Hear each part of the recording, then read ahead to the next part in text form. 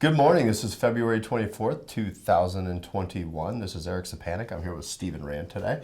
We're going to start off by talking a little bit about, we're kind of at this point in time on the gold line when it comes to the $1.9 trillion additional bailout.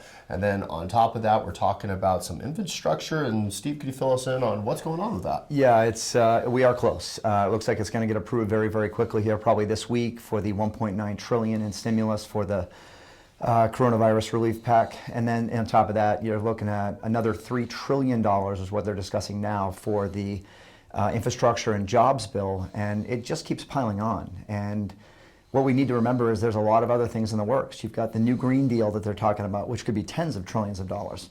You've got the college tuition buybacks or payoffs. So it's one thing after another, and the debt just continues to soar. And we've seen that happen in the past. And then on top of that, you've got other stuff with with immigration type things. That is something that we really need to consider because under current law, if somebody's a citizen for 5 years, they're eligible for things like Medicaid and all types of social programs. Where's that money going to come from? Obviously, we're going to print it. But you brought up a good point that it sure does seem like the Obama years all over again. Yeah, it really does. And we saw a massive amount of money printing in that period of time, and we saw what the damage it did to the economy, and we also saw what it did to gold and silver prices, going to their all-time highs in 2011. But it's amazing to me that people just continue to think that it's not a big deal that we just keep printing money over and over again, hand over fist.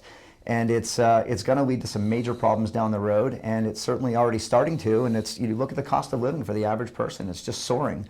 And to say that the debt doesn't matter is just foolish, and it's crazy to think that that's what people actually think. I think you brought up a good point, and I've said this to a few people as well. We are living under inflation right now. We're not looking at it in the future. I mean, housing prices up, stock market higher than it's ever been, gold prices up, Bitcoin up. Everything's up other than the dollar. And the reason why is because if you see how hyperinflation has worked in the past, all assets soar because the currency just falls apart. Right. And then when the fundamentals fall apart, that's when things crash, and that's when real money is so important. Thanks for joining us on the Gold Spot. We'll see you next week.